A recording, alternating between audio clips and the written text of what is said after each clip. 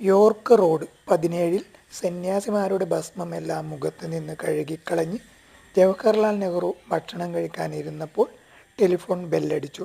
Telephone line മോശമായിരുന്നതിനാൽ അദ്ദേഹം പഠനമുറിയിൽ നിന്ന് ഉച്ചത്തിൽ സംസാരിക്കുന്നത് മകൾ ഇന്ദിരയ്ക്കും അതിഥി പത്മജ നായിഡുവിനും കേൾക്കാമായിരുന്നു. അദ്ദേഹം തിരിച്ചു വന്നപ്പോൾ രണ്ട് സ്ത്രീകളും സംഭ്രമിച്ചു. വിളറി കസേരയിലേക്ക് വീണുപോയ നെഹ്റു മിണ്ടാൻ കഴിയാതെ തല കൈകളിൽ താങ്ങി ഇരുന്നുപോയി. കുറെ കഴിഞ്ഞ് തലയിളക്കിക്കൊണ്ട് അദ്ദേഹം അവരുടെ നേരെ നോക്കി.